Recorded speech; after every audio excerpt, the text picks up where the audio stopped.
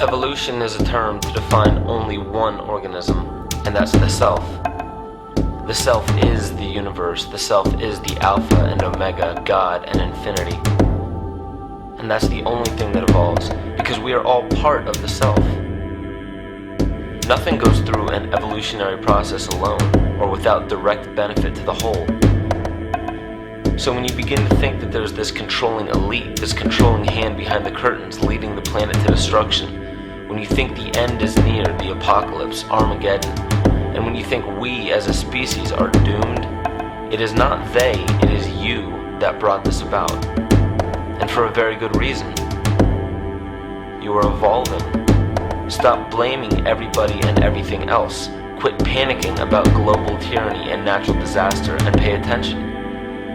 Because the world is telling you something, is telling you exactly what is wrong with you and how to fix it.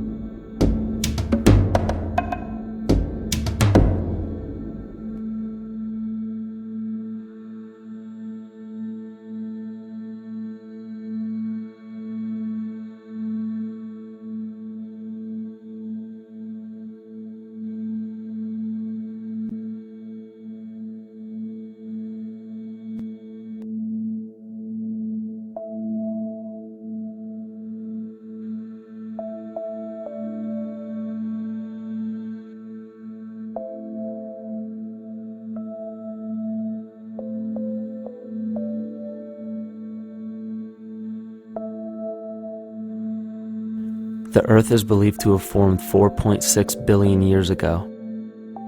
Within the first 150 million years, it began cooling and releasing gases from the lithosphere, which created the earliest forms of the Earth's atmosphere. Prior to the creation of this atmosphere, the sun's ultraviolet radiation made for uninhabitable conditions. But as the Earth cooled further, water condensed in the atmosphere and oxygen accumulated, making way for organic compounds. This spawned single-celled organisms and then plant life. And down through time, the evolutionary chain continued. And then we arrive at a species that does not seem to fit as well as the rest.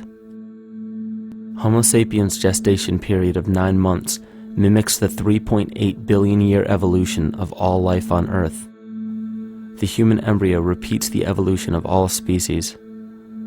When the sperm and egg unite, this new creation is a single-celled organism. Within hours, this single cell divides and multiplies more rapidly than any other species. 4 weeks later, the embryo begins to develop gills mimicking aquatic life. A few weeks later, it develops lungs and a tail with reptilian appearance. From there, a mammal is recognizable, and then onto a primate form. It then sheds its laguna, which is the embryonic fur, and at last shows the characteristics of a human child. The human body is a community of approximately 50 trillion cells. Everything the body does, the cell does as well. Cells have respiratory and excretory systems. They feed, feel, think, and communicate with other cells. Trillions of cells make up a single organism called the human body, and billions of human bodies help make up the organism we call Earth. The Earth has more similarities with the human anatomy than you may think. Earth has its own electromagnetic generation, just like the human body. Research has found that a direct current of electricity flows through perineural cells found around every nerve in the body. These pathways are called energy meridians and have been used in the practice of acupuncture for at least 2,000 years. Dating even farther back is the notion of dragon paths or ley lines in which many megalithic structures and stone monuments were erected, marking the energy meridians of the Earth. These energy meridians are generated by the resonant frequencies of the Earth, called the Schumann waves. Each planetary body has its own resonant frequencies and is determined by the circumference and diameter as well as the speed of orbit and rotation. The Earth's resonant frequency starts at 7.83 Hz and ends with the 7th harmonic at 43.2 Hz, correlating with the 7 chakras. Ultimately, the greatest discovery of our Earth is its consciousness. A visible attribute of consciousness is an energetic field that governs the shaping of organisms.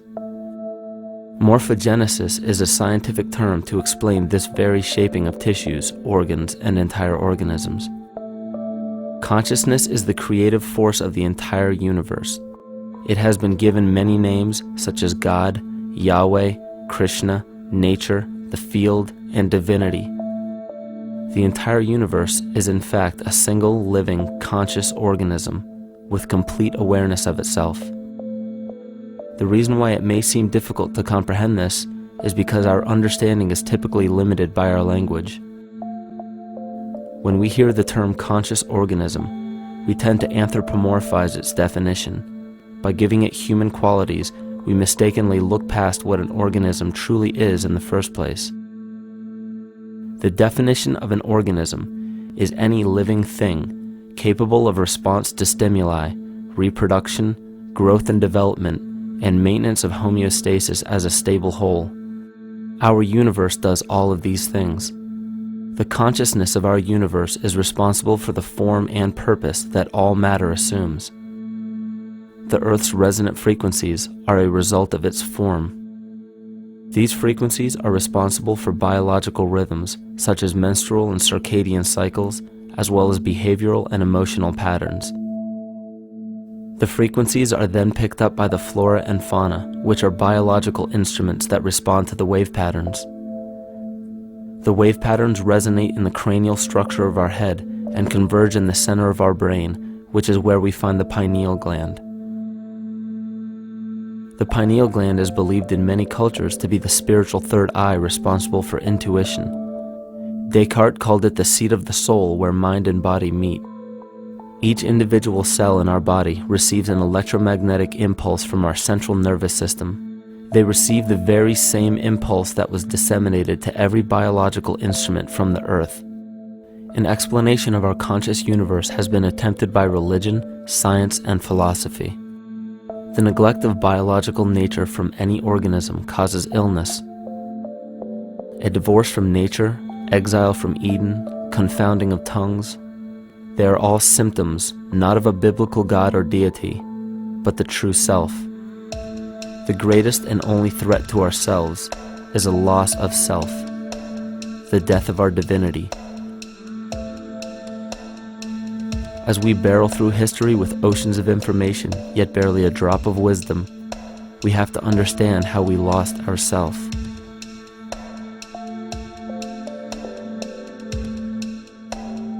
In sacred texts and ancient scriptures left by our ancestors, we find an incredible link between stories of creation, a great flood, the war of the gods, the Messiah dying for the sins of man, end-time prophecies, and similar characters. These correlations show up in myths from cultures that supposedly had no contact with one another due to distance in geography and time. The common thread we find that connects all of mythology has its roots in the stars. One of the most revealing accounts is the battle of the gods in heaven and the ensuing flood. In the Bible, Lucifer rivaled the Lord and was defeated and cast down to earth. In the creation myth of the Enuma Elish, we find a similar story of Tiamat being defeated by Marduk and cast down to the abyss of Apsu. In chaos, Tiamat, the mother of them both, Apsu and Tiamat's waters were mingled together, meaning that the chaotic waters of Tiamat were somehow mixed with the sweet waters of Apsu. Apsu was the Sumero-Akkadian god of the abyss beneath the earth. Tiamat, also known as Lucifer, was known as a serpent or dragon and was defeated by Marduk. Marduk was the father of Nebo or Mercury, and Mercury is the same mythological character as the Zoroastrian Mithra the Egyptian Hermes Anubis, and the Gnostic Hermes Christos.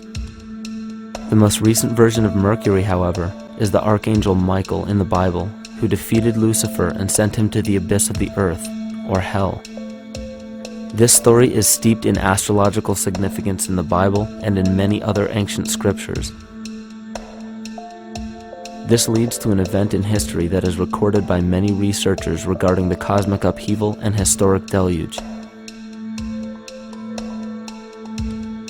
William Commonus Beaumont states, "The flood immortalizes the collision of a fallen planet, later termed Satan, actually a cometary body with our Earth." Consider what this reveals. He postulates that a planet, later termed Satan, fell to the earth, creating the flood we see recorded in the Bible and other myths. Lucifer, or Tiamat, was a planet known to ancient cultures as the Glistening One, the dragon of chaotic salt waters. The light from the sun illuminated this planet's water, which gave it a glow that rivaled the sun's own light, which is where we hear about Lucifer rivaling the Lord. The Lord in this case being the sun, which sustains and gives warmth to the earth. The planet Tiamat, or Lucifer, was destroyed by a cataclysmic event that hurled the watery planet to the abyss of the earth.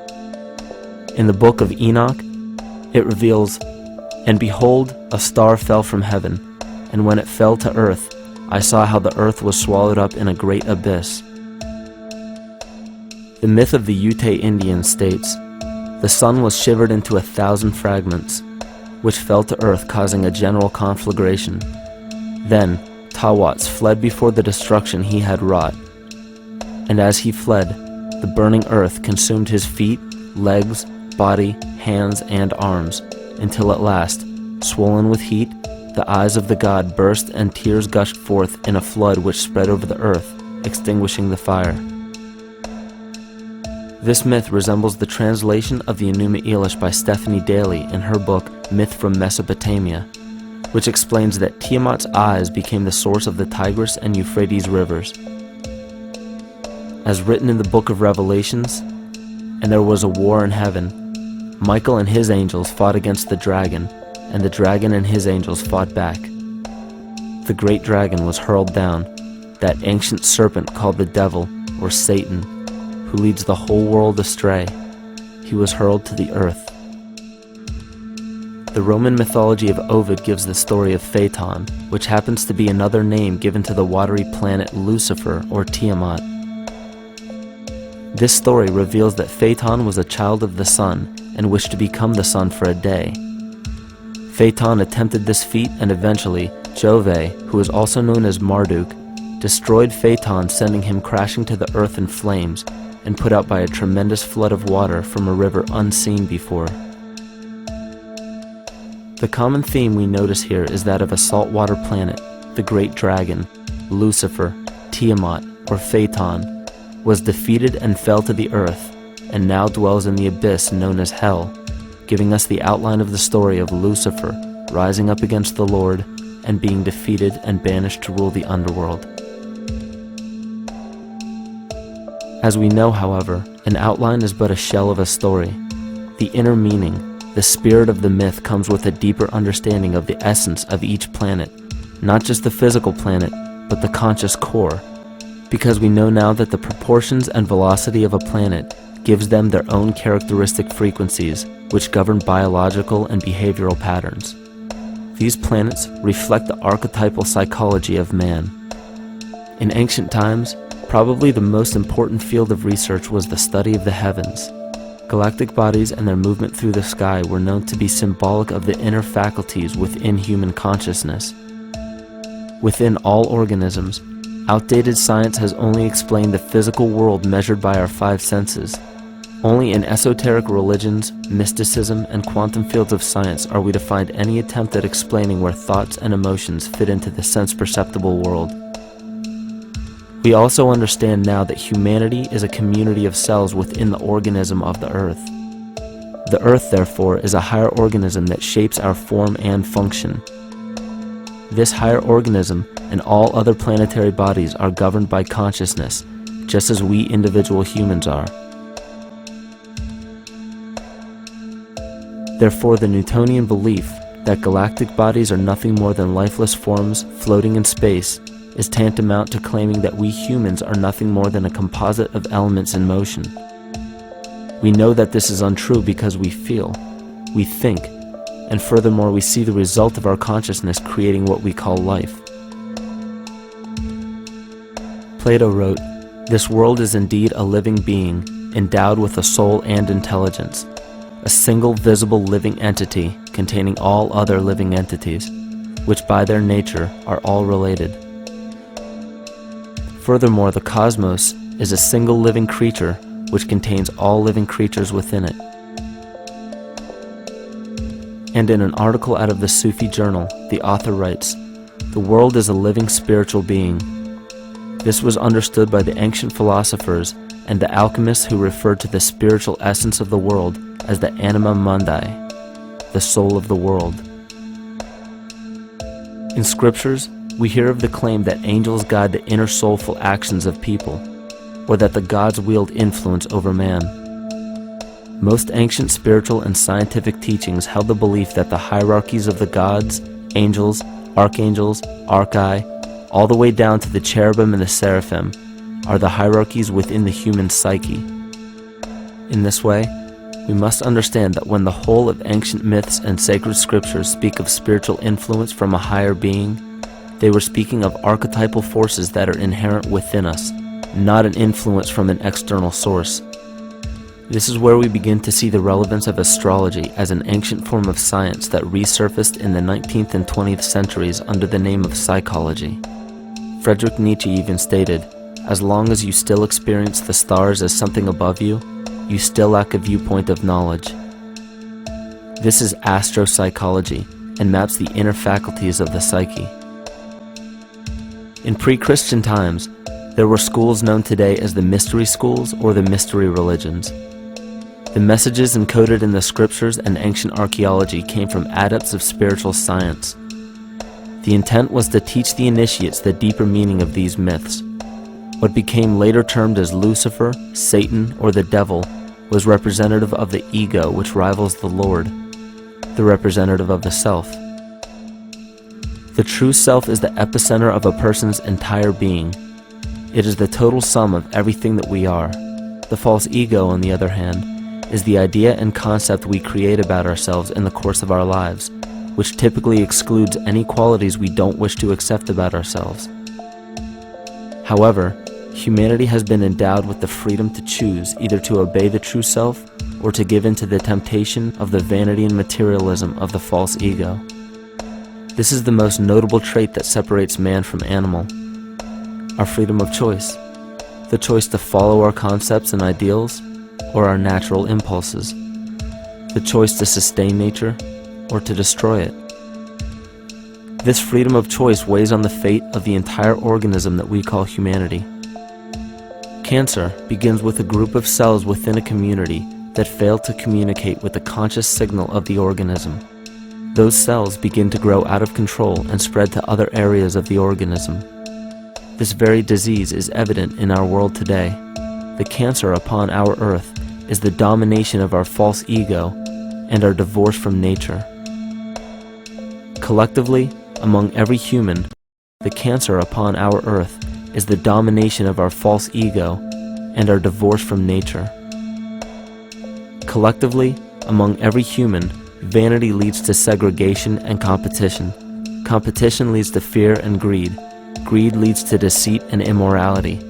And immorality is the breeding ground for illness, waging war on our earth. Every act of hatred and destructiveness in our world begins with self-hate and self-destructiveness. And it all begins with a breakdown in communication.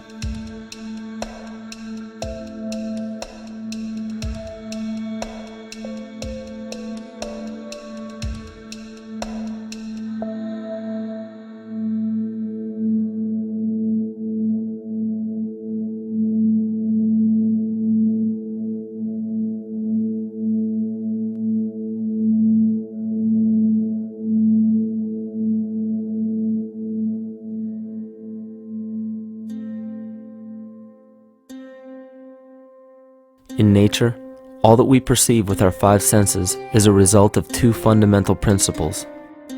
Everything in existence is made of a relationship between vibration and matter. Vibration is a masculine creative force countered by matter, which is a feminine receptive force. Thus begins the principle of duality. We see this duality in ancient myths and philosophies, yet only those philosophies and scriptures that were perverted and raped of the original meaning gave the impression that one polarity was good while the other was evil. The original sages, adepts, and shamans taught that both are necessary, and one would not exist without the other. These two important principles come together to form all things in the universe.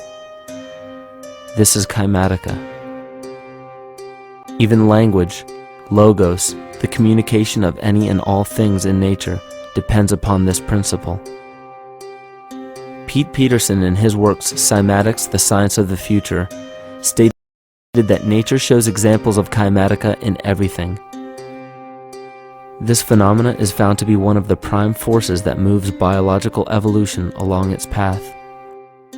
Dan Winter reproduced an experiment to prove that the ancient languages of Hebrew and Sanskrit, when spoken, create a vibratory frequency that moved matter into sacred geometrical patterns. Upon further investigation, Hebrew, Sanskrit, Aramaic, Arabic, and other elder dialects have older roots in a parent language of Gaelic and quite possibly an even earlier origin. In Swami Murugesu's The Science of Mantra, he claimed that when a person chanted specific words in Sanskrit while filming a burning candle, the intensity as well as the color of the flame would change due to the frequency that the word would emit. This same science has been shown to lower and raise blood pressure. And in his own words, certain sounds can affect their circulation and nervous system. Whatever change such vibrations cause extends to the mind of a person and also to the surrounding atmosphere, causing warmth or coolness. All this can be known by study and shown by practice. This rediscovered knowledge of the science of sound shows that sound is something more than mere vibratory signals. Not only does sound interact with life, but it sustains and develops it. It acts as a conduit of conscious intent between people, societies, and entire civilizations. Yet the psychic illness we endure due to the domination of our false ego is reflected in the collective. Our psychological schism has shut us off from communicating correctly with our inner self, which is exactly how cancer cells within the body operate. In the collective, we have created a language barrier between humanity and the rest of nature, acting as a global cancer. Recorded in history, the efficacy of the ancient languages has been severely uprooted. The alphanumeric translation from Hebrew to English shows a complete reversal of the two languages, giving the cymatic effect unnatural results. Dr. Leonard Horowitz stated in his work on DNA, 1/3 of the sensory motor cortex of the brain is devoted to the tongue, oral cavity, the lips, and speech. In other words, oral frequency emissions spoken or sung exert powerful control over life, vibrating genes that influence total well-being and even evolution of the species. A degradation of language in this case is shown to affect biology. If something as basic and important as language can be degraded and devalued to such a degree, yet never questioned, what else might we be missing? Think of an aspect of your life that dictates the limits of your freedom. Government and law enforcement, insurance and pharmaceutical companies, taxes, building permits, driver's licenses, and more. There are hundreds if not thousands of stipulations, regulations, and boundaries on our freedom. And out of the ones that were just mentioned, how many have you researched to find out whether they apply to you or not? Let's look at the forms of law that we currently acquiesce to.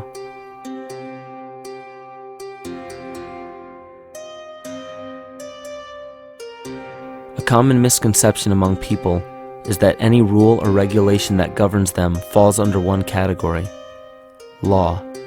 But there are many other forms of law that people abide by without realizing that they simply do not apply to them.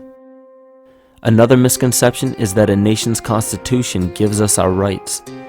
A constitution does nothing more than list the rights that we already have. We are born with inalienable rights, endowed to us by our Creator. They are not given to us, and they cannot be given away. The most a person can do with a right is choose whether to exercise it or not. Maritime admiralty law is what's known as the law of the water. It is superseded by civil law and only applies to those who willingly contract themselves into it. The definition of admiralty law is a body of private international law governing the relationships between private entities which operate vessels on the oceans. Let's look at how and why a form of law that is fashioned to govern corporations, businesses, and vessels has imposed its rule over natural human beings. This is all done through a form of word magic. A simple perversion of language has made it possible to convince people around the world that these alternative laws apply to them. One of the predominant beliefs in modern culture is that licenses, permits, registrations, and other forms of documentation are required to operate motor vehicles, use public roads, build structures and establishments, engage in free enterprise, and much more. Sadly, these beliefs are based on little to no investigation whatsoever, and are false. This belief structure is perpetuated by maritime admiralty law. This form of law was originally created to govern ships docking in foreign nations for the import or export of products and resources. It deals with banking and merchant affairs, not civil affairs. When a product is taken off of a ship and brought into a foreign land, that nation takes custody of the resource and accounts for it with a certificate. That certificate marks the birth date of that product in the custody of the respective nation. Think of why it is supposedly required to have a certificate of live birth in the first place. The Barron's Dictionary of Banking Terms defines a certificate as a paper establishing an ownership claim. So right there, we notice that everyone with a birth certificate is defined as being owned. People are used as collateral with other nations because the U.S. is bankrupt. The United States declared bankruptcy on March 9th of 1933. At this point, the U.S. began taking out loans from a private, non-government affiliated corporation called the Federal Reserve. With no money to pay back the loans, the United States began using the citizens as collateral. All birth and marriage certificates are literally warehouse receipts. Just look at the similarities of warehouse receipts and birth certificates. Both document the date of issue, a serial number, registration number or receipt number, a description of the product, and an authorized informant to notify the appropriate government agency. With all of this information being readily available, the majority of people are unaware of their involvement with maritime admiralty law.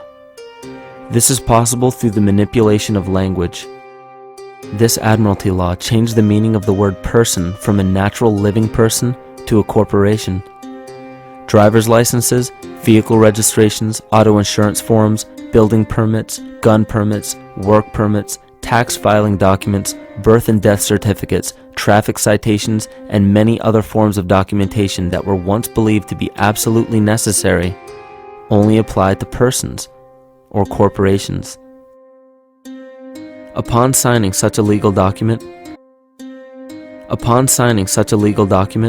you are indirectly waiving your rights under the Constitution and lowering your status to that of a corporation that is created with the same exact name as you. The only way to reconcile your true name from the name of the corporation is to take notice that the corporation has its name in all capital letters. This is known as capitis diminutia maxima. You may take notice that your driver's license, birth certificate, social security card, insurance cards, and more use all capital letters to legally represent the corporation with your name, not you. The corporation is known as an artificial person, whereas you, the human being, are known as a natural person. This deception goes even deeper when it comes to the courts that we attend.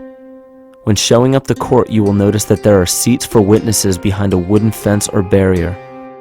The defendant must cross through the entrance to the other side of the barrier where the plaintiff and judge sit.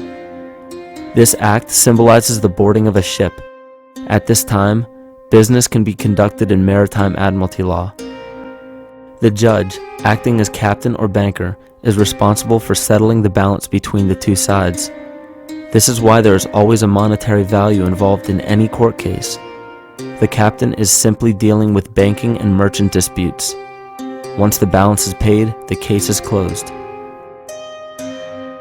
To turn the court case away from admiralty law where your rights are not protected, you must avoid agreeing to represent the artificial person. This is done by stating that you are the natural person. You don't have a first or last name because those imply corporate title. In a court case, you may state that the court takes judicial notice of your honor's oath of office. Every judge must take an oath of office to practice law, yet you must make it clear to the court and the jury that the judge is acting as judge and not banker. Remember that you are a natural human being of the earth. You are not governed by anything but your own consciousness. Laws are created within a society. The society that created the laws we see being enforced today is called the Law Society.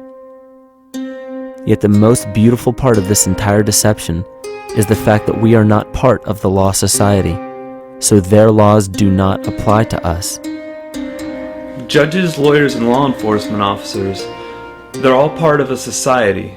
Within that society, they've created their own language that's deceptively similar to English. They have these little things called statutes, acts, and regulations that seem like laws, but they really only apply to those within their society. So that basically means all the traffic violations, minimum age requirements, and everything except for damage to another person or their property doesn't really apply to the natural person. Laws only apply to those within the Law Society. The game being played is an illusion. You can simply choose to open your eyes and reclaim the freedom that you were born with, bound by nothing but the limits of your imagination. These are just a few examples of assuring that your rights are being protected. By far, the most important line of defense against this deception is to be aware of the perversion of language, and be absolutely aware of how you form your beliefs and concepts.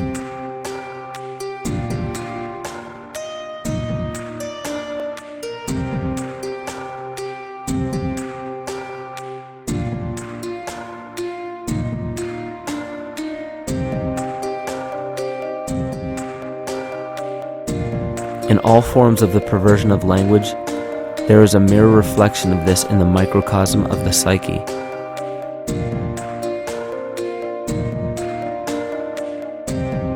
And the problem I see with humanity today is we don't truly know ourselves anymore. We have the 9-to-5 job, we have the house, the children, the bills, the television, the hobbies, and the errands that we run every single day, and we eventually begin to believe that this is who we are.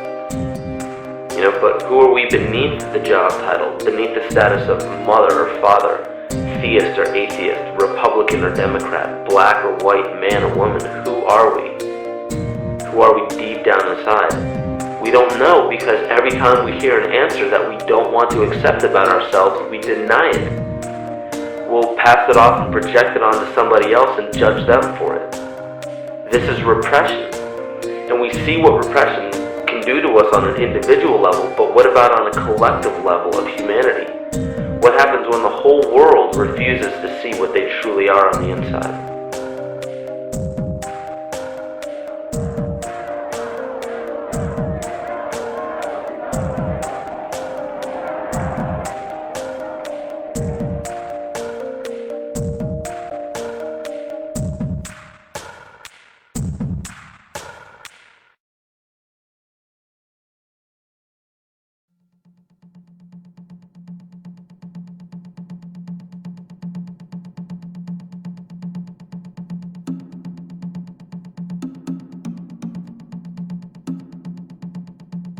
Carl Jung discovered that there is a collective unconscious connected to all humans, meaning that the whole of humanity shares a single mind with one another.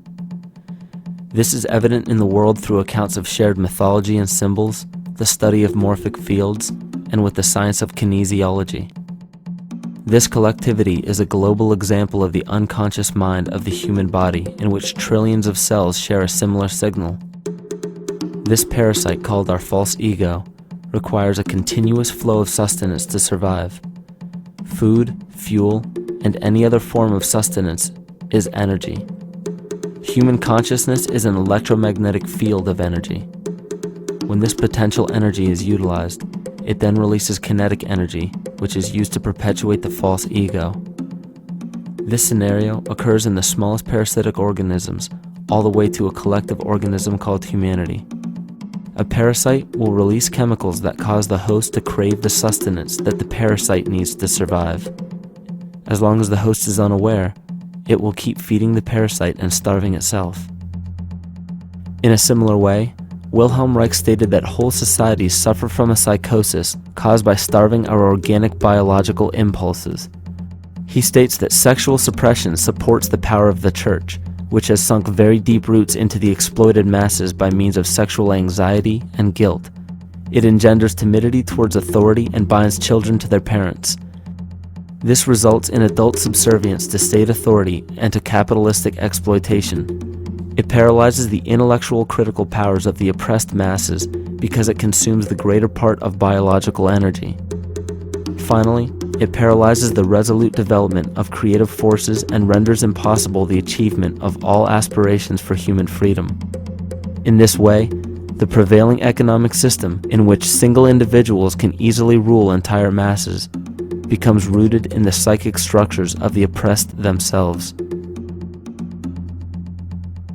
What Reich was showing in this powerful quote is that on a collective level, the suppression of a natural function, whether biological, spiritual, or emotional, will result in an abnormal reaction, a psychic disease.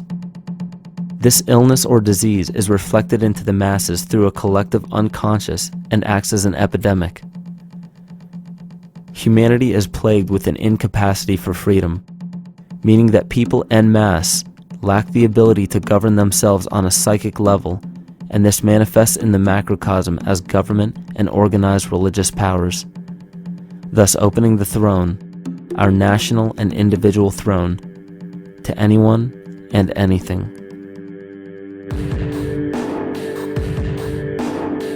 Enter the infamous rulers of the earth, the patriarchs of civilization, political, social, economic, and spiritual dictatorship, psychic tyranny.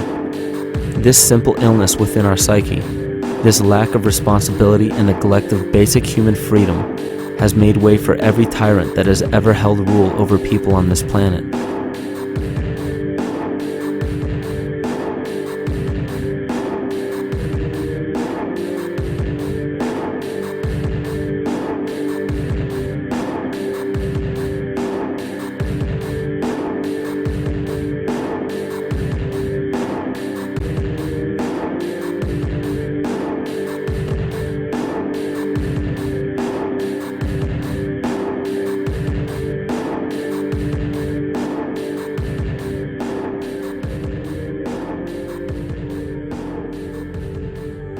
But these oppressive tyrants that are demonized by the masses are no different than us.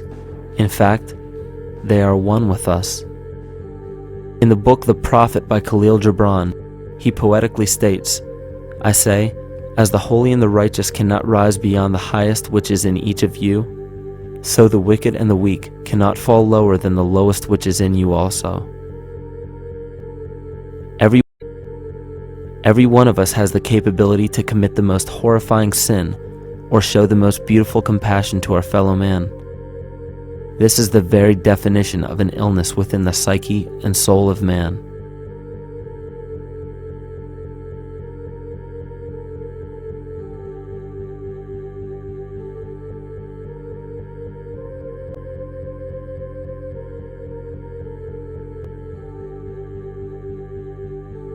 Think of any position of power that you believe to be above you. Royal families, government leaders, the United Nations, financial organizations, corporate monopolies, and media juggernauts. These are all facets of our false ego. They are the physical advent of our own sickness. They require our conscious participation, our conscious energy to survive. Because without our cooperation, without supplying them with the sustenance of complicity, they starve. Their very nature depends on our desire to be ruled. And a typical symptom of the illness among humanity today is our continuous denial of our illness. Repression. We consistently repress those qualities we choose not to accept about ourselves. This is why it is so difficult to see the false ego and its multiple manifestations for what they truly are.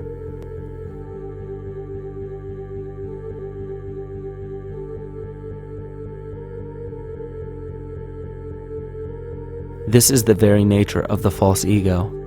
It acts as a red herring to distract us from the freedom we truly have. For this psychic parasite to survive, it must supply us with a chemical that will cause us to remain dependent upon it. In this case, the sustenance is our conscious energy. And in order for us to feed it to the parasite, the chemical of fear causes humanity to crave protection and defense.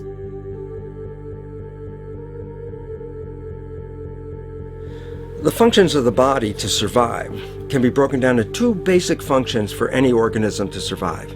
You have to be able to grow, maintain yourself, take care of your biology, but you also must be able to protect yourself, so that if you're just growing and you can't protect yourself, you'll become food for something else. So the survival involves a balance between growth and protection. Through the history of human civilization and through human evolution, we recognize that our nature is to be in a state of growth, and that our protection is only supposed to be used to, help us out of that threatening moment. You can't be in growth and in protection at the same time. So the significance is, when we see a need of protection, the stress hormones in the body shut off the blood vessels in our viscera or gut, which is the part of the body for growth. Well, the issue is, if you took the blood from the viscera and moved it out to the arms, then you left no blood in the viscera. That means no growth. But you're ready to fight. And when your fighting is finished, then the blood returns back to the viscera and you grow again. But in the world that we live in today, it's 24/7 fear.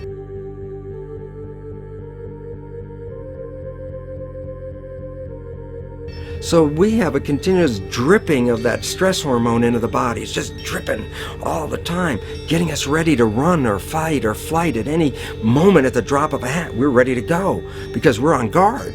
Well, the problem is, what does that mean about your allocation of energy? And it says, we're spending most of our energy in protection. You cannot survive if you're in protection all the time.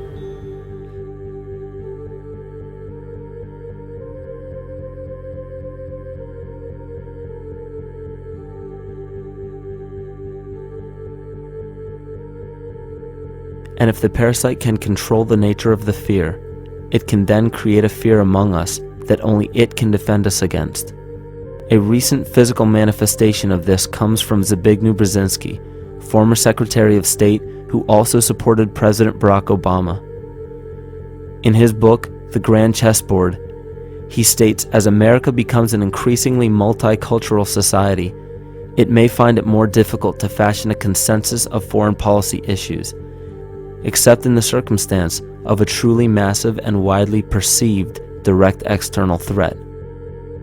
Even the Reichsfuhrer of the Nazi Party, Hermann Göring, sums up this game of supply and demand perfectly when he stated, "The people can always be brought to the bidding of the leaders." That is easy. All you have to do is tell them they are being attacked and denounce the peacemakers for lack of patriotism and exposing the country to danger. It works the same in any country.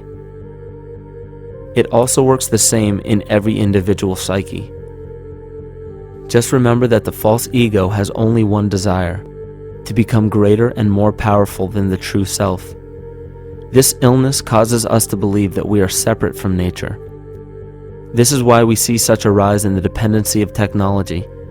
This is why we see such little stewardship for the earth and the environment.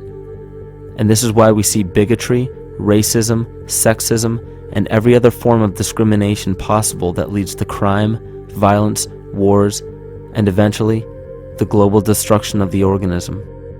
This endless state of fear, confusion, and segregation our world seems to live in is a symptom of the false ego creating a false threat.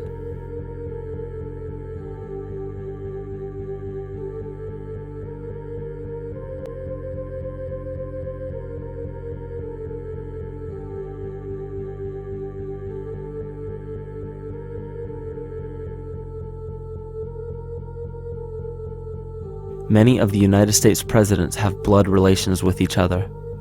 The Bush lineage has blood ties to a great number of former presidents. George Washington, Millard Fillmore, Franklin Pierce, Abraham Lincoln, Ulysses Grant, Rutherford Hayes, James Garfield, Grover Cleveland, Teddy Roosevelt, William Taft, Calvin Coolidge, Herbert Hoover, Franklin Roosevelt, Richard Nixon, and Gerald Ford. Michael Tessarion points out in his work that Bush is closely related to every European monarch on and off the throne, and has kinship with every member of Britain's royal family. Bush's family tree can be documented as far back as the early 15th century. He has a direct descent from Henry III and from Henry VIII's sister Mary Tudor. He is also descended from Charles II of England. And we also find that George W. Bush is a direct descendant of Godfrey de Bouillon. Godfrey was the first king of Jerusalem after he recaptured it from the Saracens, which was the name for the Islamic faith during the Middle Ages. It is interesting to note that the current occupation of the United States in the Middle East was re-established by the same family, George Bush Sr. in 1991, and again by George Bush Jr. in 2003. George Bush Jr. is then found to be a cousin to both opposing candidates of his 2 terms in office, Al Gore and John Kerry. Democratic President Barack Obama also has blood ties with George W. Bush, as well as Gerald Ford, Lyndon Johnson, Harry Truman, James Madison, and the British Prime Minister Sir Winston Churchill.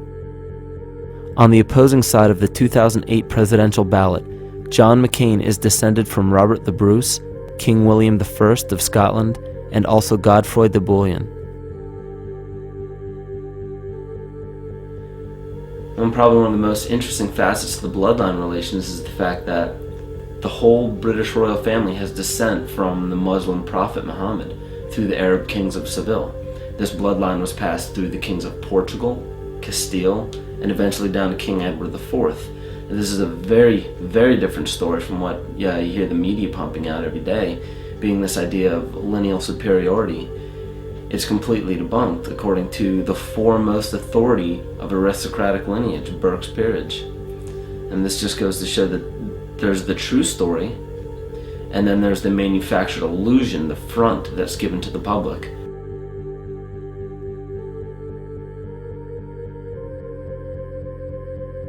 These blood ties go on and are documented thoroughly through literature such as Burke's Peerage and other comparable books. The point of all of this is that we find not just the same people, but the same intent within the people who have held high positions of monarchy, dynasty, aristocracy, and democracy in the past and present, and they are all related by a physical and symbolic link. This bloodline carries the symbol of our illness.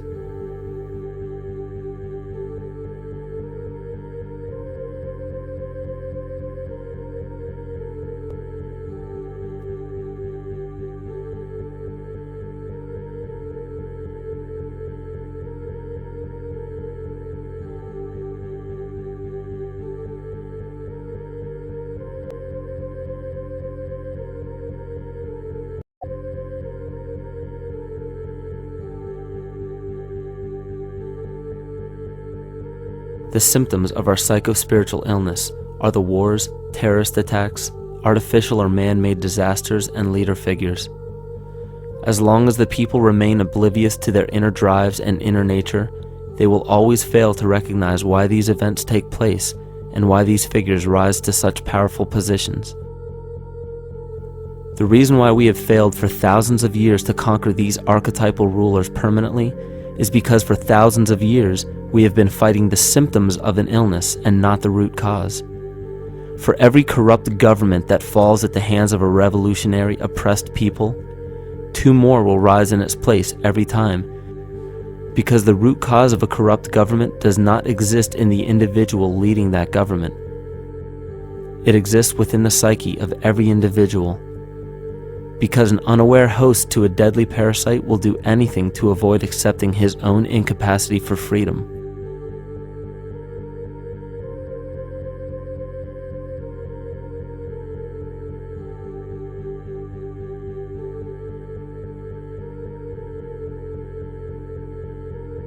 We are so bereft of sanity in this world that those few who simply stop projecting onto others and begin facing their own demons are seen as neurotic.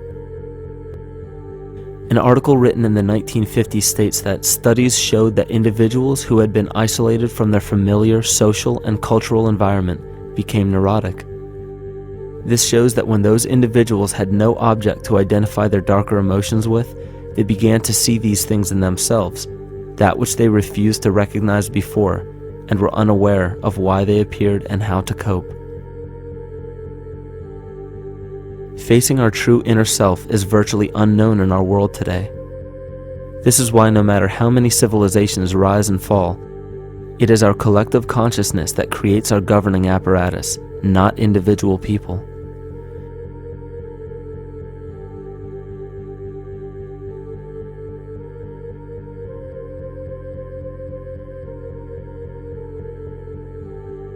And after countless attempts, you would imagine that people would realize that a physical retaliation may not be the solution.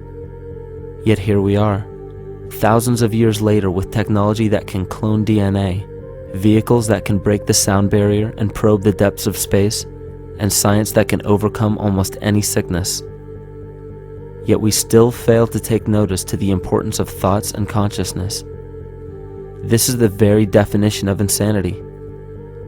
And every single one of us is responsible for this psychic epidemic because we're killing the messenger and paying no attention to the message.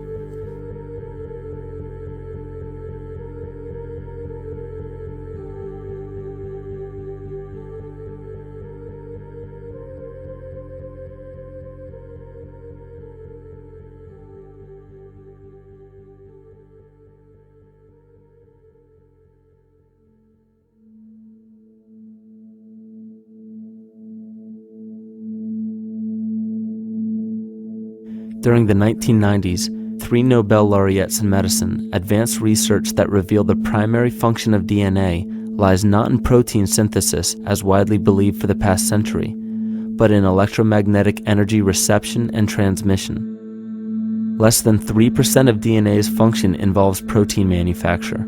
More than 90% functions in the realm of bioacoustic and bioelectric signaling. So why is it important to know that DNA functions in bioelectric signaling? HeartMath Institute has discovered the heart and brain maintain a continuous two-way dialogue, each influencing the other's functioning. Although it is not well known, the heart sends far more information to the brain than the brain sends to the heart, and the signals the heart sends to the brain can influence perception, emotional processing, and higher cognitive functions. The heart also generates the strongest rhythmic electromagnetic field in the body, and this actually can be measured in the brainwaves of people around us. We are quite literally an electromagnetic expression of our highest cognitive function. The behavior of electromagnetism is evident throughout the world as dualism. All matter contains a negative and positive charge, which means organisms are built upon this foundation. The natural homeostasis of any organism is a balance of both polarities. Furthermore, research on emotional energetics shows that the heart's field is a carrier of emotional information and a mediator of bioelectromagnetic communication within and outside the body. Research shows our heart's field changes distinctly as we experience different emotions. It is registered in people's brains around us and apparently is capable of affecting cells, water, and DNA studied in vitro. Fear. The chemical supplied by a collective parasite creates a distinct bioelectric signal given off by the host. This signal is disseminated to the organisms within our community and will grow outward through the entire organism unless it is counterbalanced by an opposing force. Dr. Fritz Alan Popp discovered that the cells in our body communicate through biophotons, which are tiny particles of light that are single units of an electromagnetic field. This communication system within our body also exists between people in what's known as morphic resonance.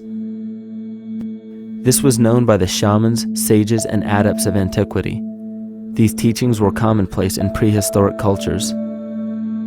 It wasn't by sheer chance that artistic expression and rituals were the cornerstone of every ancient civilization. Art was used as a personal method to exercise the shadow content of the psyche and introduce it to the conscious mind. This was very literally viewed as psychic therapy. Ritual was based around astrological dates. As we've learned, the study of the stars and planets reflect our own astropsychology. The shamans would perform rituals on astrological dates that would correlate with a circadian rhythm or a psychological cycle. These rituals kept the human participants aware of their inner self and prevented the repression of psychological content. As long as people were facing their inner demons and accepting them as their own, they were not collectively projecting them into the physical world. If you bring forth what is within you, what you bring forth will save you. If you do not bring forth what is within you, what you do not bring forth will destroy you. The progeny of our psychological disease began growing rapidly after a series of catastrophes forced the collective into a somatic state of fight or flight. This lowered the immunity of the population by introducing a state of immense stress. Our body becomes more susceptible to illness under stress. In this manner, humanity fell ill when entire bodies of land were swallowed up by the floodwaters. This uprooted many tribes, chiefdoms, and civilizations from their homes, and their ritual practices that were used as a conduit for psychic wellness were put on hold in order to survive the catastrophe and seek new homes. The shamans were spread to many new areas of the world. This information has been suppressed. We are made to believe that advanced civilizations such as ancient Egypt and the Mayans of Mesoamerica came about with no prior rudimentary remnants or evidence of evolving intellectual artifacts to bring them to their peak. We are meant to believe that their incredible knowledge of mathematics, astrology, agriculture, economy, polity, and architecture came out of nowhere. This leads many researchers today to the understanding that the origins of these civilizations have been suppressed. Not surprisingly, the force that has guided the suppression of this knowledge comes from the exact bloodline of the political and religious leaders stated previously.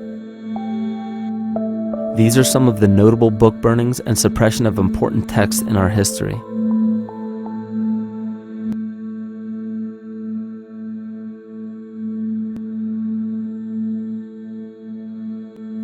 Yet after all of this suppression, there are still remnants of the dispersion of elder civilizations in nearly every country.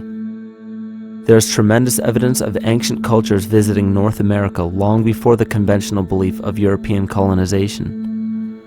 Barry Fell states in his book America BC, there are ancient inscriptions now being reported from nearly all parts of the United States, Canada, and Latin America, written in various European and Mediterranean languages in alphabets that date from 2,500 years ago.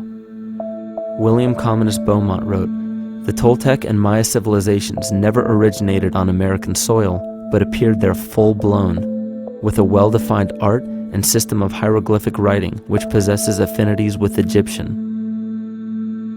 It is found that there are thousands of prehistoric sites across New England and several other northern states showing inscriptions, carvings, and mounds created by Druidic mariners as far back as 800 BC.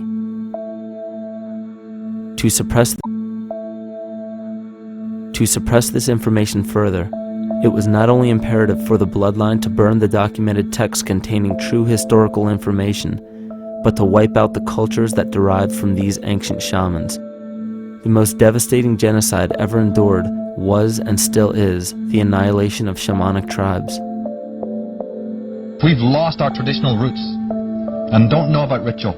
The dragon dances and the ghost dances of the Native American Indians, what do you think that was all about? All the shamans of the world, when they do their rituals, they're doing that. Their work, harmonically through dances, is to strengthen the immune system of the earth. But they've been all murdered. So that was why in the 17th century, exactly the same period I'm talking about, there was an all-out agenda that when you come across indigenous people, you annihilate them. Columbus was sent on his expedition along with agents of the crown to disrupt the lives of the natives and seize mineral resources. He visited every island in the Caribbean, depleting the gold and taking as many slaves of the native Taino tribe as possible. 5 million natives were murdered within 3 years, according to Leah Trabeck. Within 15 years, the Arawak tribe of 250,000 was completely wiped out. The population of the United States prior to European contact was greater than 12 million. 4 centuries later, the count was reduced by 95% to 237,000. From 1494 to 1508, over 3 million people had perished from war, slavery, and the mines. Who in future generations will believe this? I myself, writing this as a knowledgeable eyewitness, can hardly believe it. My eyes have seen these acts so foreign to human nature, and now I tremble as I write. Another agent of the false ego bloodline was Hernando Cortez, who decimated the Aztec tribe and plundered their mineral resources. This again was the case through Cortez's second cousin, Francisco Pizarro, who conquered the Incan Empire in Peru. These atrocities are seen throughout Africa, New Zealand, New Guinea, East Timor, and are still seen today in Canada. This was a deliberate attempt to bury any surviving remnants of the ancient world and our true history. It is a naive mistake, however, to categorize and blame everything and everyone involved with politics or religion for this suppression of knowledge. It is only natural for people to crave spiritual understanding when there are so many manufactured missing links and perversions in the spiritual text today. And due to this void of spiritual wisdom, honest and moral people who are simply trying to understand their place in this world become the prime consumer market for those who wish to exploit this vulnerability. To have enough power to run our own lives, basically. If we look at the New Age movement, for instance, which is another kind of trap in all of this, where people might end up actually. They're looking for something so bad that they're taking all these things that are handed to us or to them, but it's not really based on any real understanding. It's still kind of coming from a religious type of perspective. People are genuinely seeking something new. They're genuinely seeking a new type of spirituality, or to better themselves, or to change something, but this is being hijacked. And what they actually do is that they lead you into another type of group mentality or a new age religion, whatever it is, and people still are not able to kind of really break free from that and follow their own journey or their own path, which I think is very important in all of this.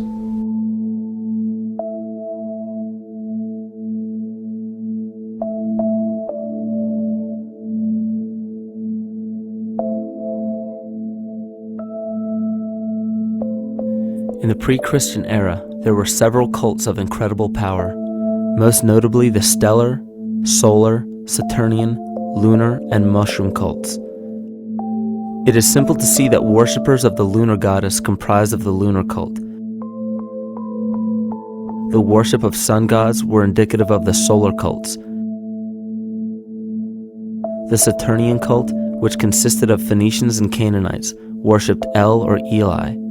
The biblical exodus of the Hebrews from Egypt showed that they entered Canaan and merged the lunar cult of Isis, the solar cult of Ra, and the Saturnian cult of El to form Isis, Ra, El. Israel.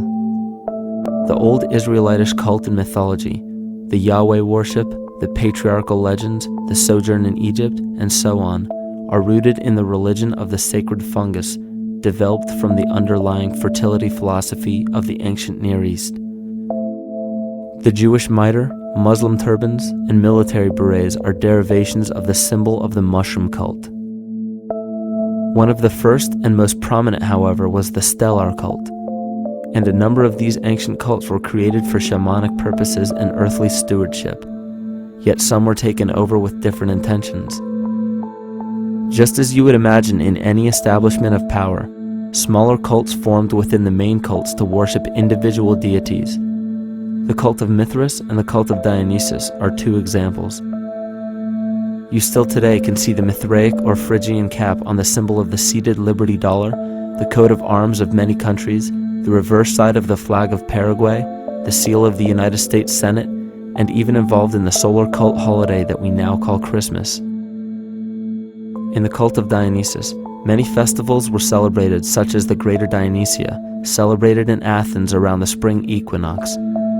The foremost event in this festival was the Thymelic contest, in which poets, musicians, and entertainers performed in an open-air theater. Musicians did not have to pay taxes, and members of the Artists Guild did not have to participate in military affairs. The cult of Dionysus is still alive to this day as the entertainment industry.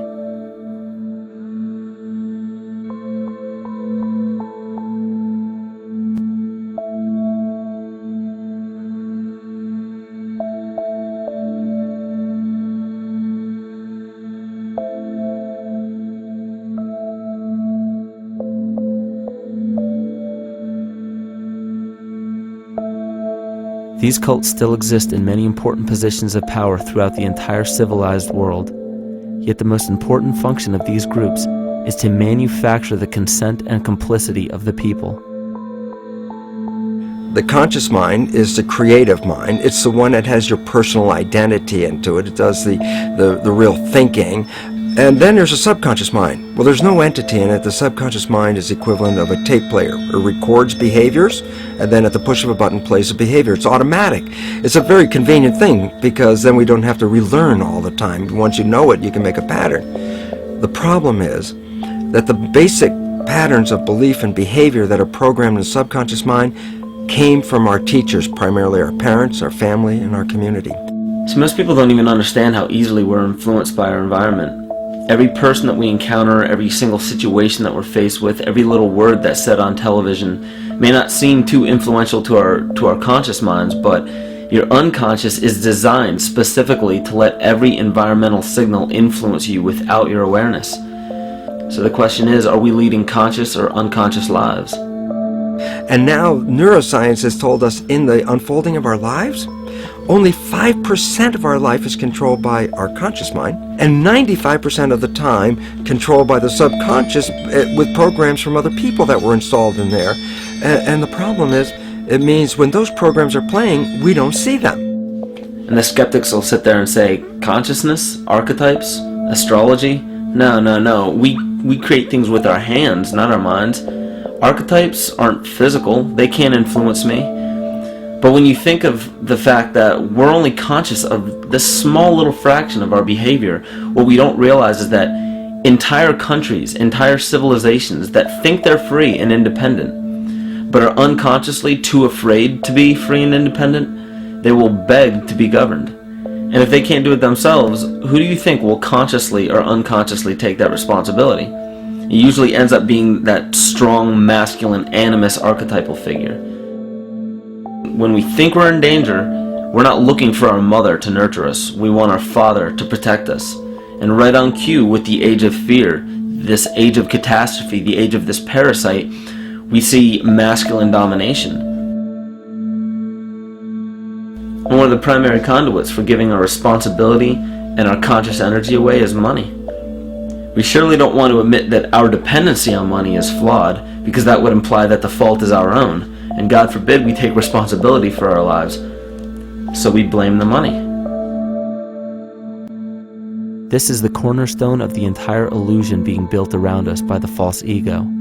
Money is said to be the root of all evil, yet it cannot be evil because money is only a symbol. Symbols carry only the faith and spirit of the observer. This means that the symbol of paper money, yet it cannot be evil because money is only a symbol. Symbols carry only the faith and spirit of the observer. This means that the symbol of paper money evokes and surfaces the evil intentions and inherent flaw of our false ego. Money only exists because we agree to accept it as valuable. And to further illustrate our incapacity for freedom, we've given the control of our faith-based money to a private corporation instead of the federal government. There is no law stating that we have to use Federal Reserve notes as currency. We choose to because we fear the alternative: independence.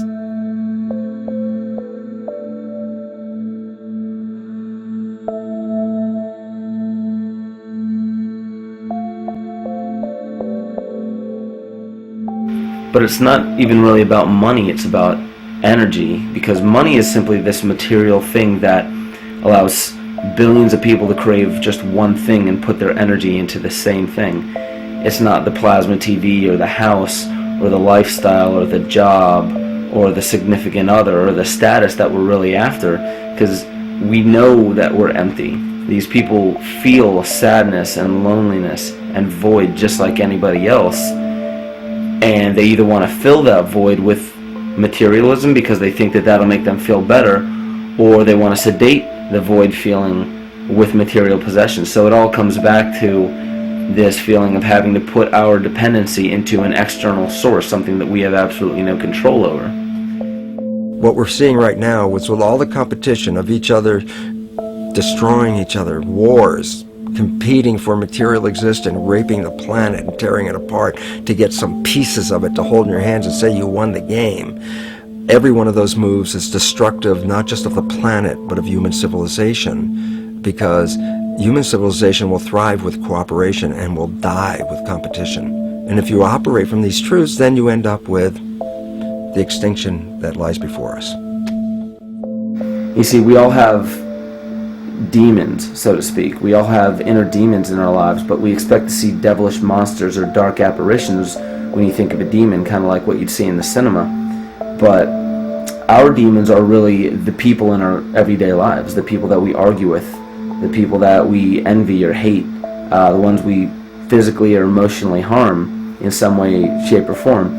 And it's not because we envy or hate qualities in these specific people as much as we hate the fact that they remind us of ourselves. They reflect qualities about ourselves that we wish we had more of, or that we wish we didn't have at all.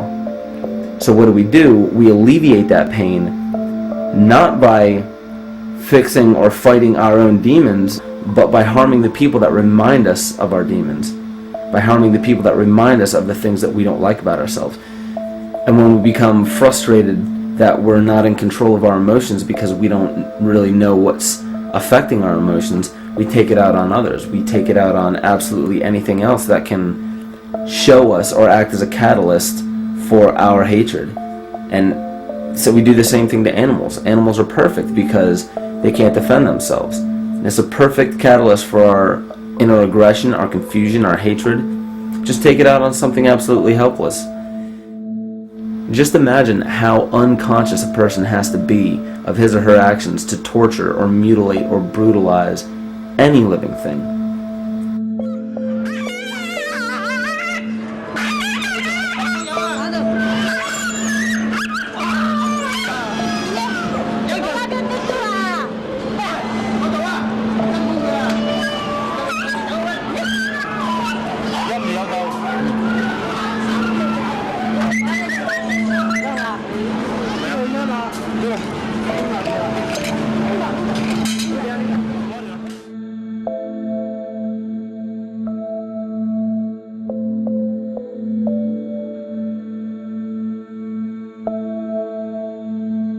It goes down and he'll be here and we can, ouch, come on. Ooh, bit ya. Bit of his tail. Is that common with your kids maybe? He's a big guy. That's a real. Think of the lack of compassion you must have towards life in general to be able to feel no semblance of sympathy towards entire populations, let alone just individuals or individual animals, entire populations of species that are bred specifically for the purpose of commodity. But I'll tell you what's even more dangerous is not so much the people carrying out this cruelty, because that's already been established. That form of hatred and cruelty has already been established and it's already known.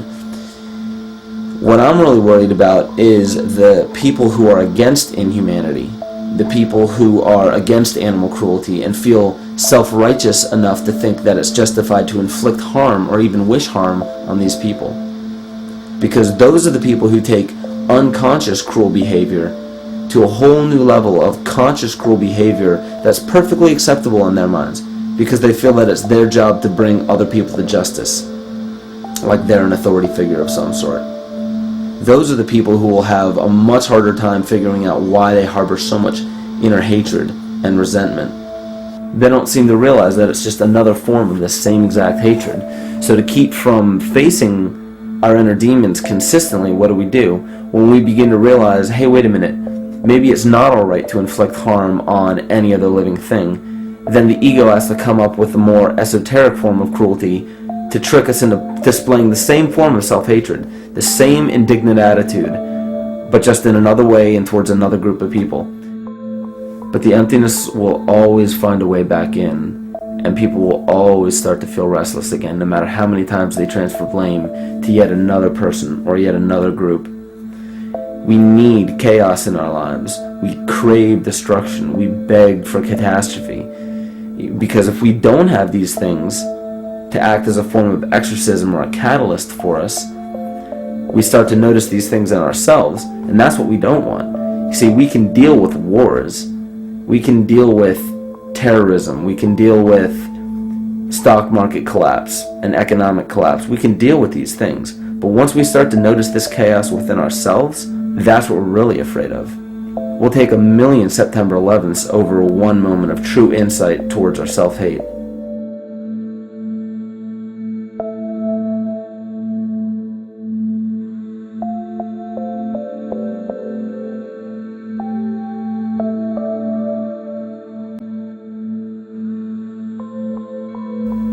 And you know, the most interesting part of all of this is we encounter things every day, every single day, that we either accept with open arms or that we reject violently. The interesting part is not really what we're accepting or rejecting as much as what it is inside us that makes us feel compelled to a certain thing or repelled from a certain thing. There's this fundamental dual behavior of muscular strength or weakness, attraction or repulsion. And what's interesting about this is when you realize that consciousness, awareness, that intangible essence that animates all matter into what we see around us as life, that is where you will find the origin of this dual behavior. It's been explained as the inhalation and exhalation of Brahma, the contraction and the expansion of Ahriman and Lucifer in an anthroposophical setting, the active and the passive qualities in electricity, the masculine and feminine qualities, yin and yang, existence and nothingness.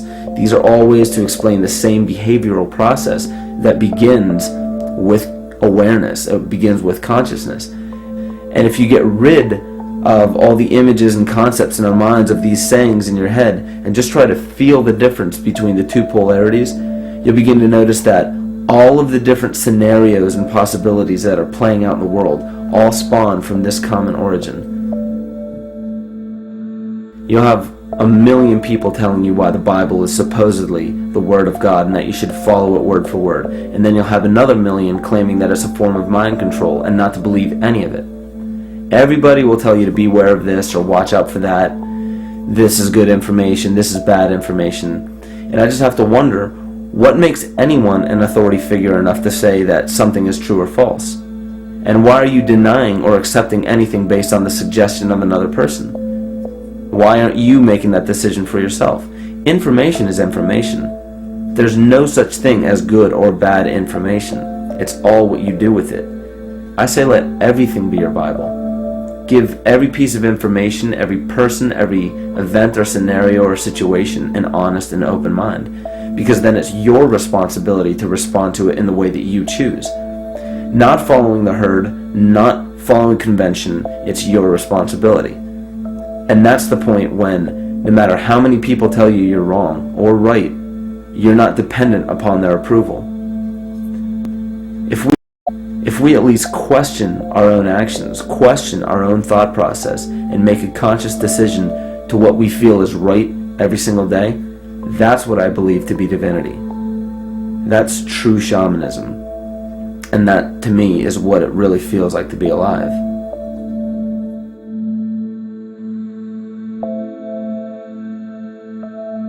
In this conscious, living universe, there are no laws of nature, just habits. There is nothing external to the universe to enforce a law upon it. The illusion of a fixed law of nature is only the result of there being no need for that habit to be broken. When habits need to be broken to ensure the survival of the organism, we see this event in nature and call it evolution. The collective mind shapes our evolution. And a great example of this is the experiment done by John Cairns in 1988. His team put lactose-intolerant cells in an environment with only lactose for food. Under a law of nature, every one of these lactose-intolerant cells would have died. But surprisingly, they all survived. Every one of them understood the problem that they were facing and replaced the defective lactase enzyme with a functioning one to utilize lactose for food. If a cell has the ability to decide how and when to evolve because it's facing extinction, then anything can. The existing beliefs are that a human body is a biochemical machine controlled by genes, and therefore the behavior, emotions, and character of our biology, our health, our lives, are controlled by genes which we don't control. So this is what we taught people. You're a victim. Genes control your life. You didn't pick them. You can't change them. The genes you end up with program what's going to happen. My experiments on stem cells, which I started in 1967, I'd isolate one stem cell, put it in a petri dish, and then it would divide every 10 hours. So I took all the cells, split them up into 3 groups, and then just put them in 3 petri dishes. And then I changed the growth medium, the constituents of the environment, in each of the 3 dishes. In one dish, the cells form bone. The second dish, they form muscle. And a third dish, they form fat cells. What controlled the fate of a cell? And the first thing you have to say is, well, wait, they were all genetically identical when they were put in a dish. So obviously the genes didn't control it because they all had the same genes. What was different was the environment. And all of a sudden in my career it said, oh my gosh, here I am teaching genes control life, and the cells are telling me genes respond to life. And since you can control the response, you can control your life. It's how you read the environment, how your mind perceives the environment. And if you understand this, then you could lead yourself to the most wonderful expression on this planet, to be fully alive and fully healthy, just how you respond to the world.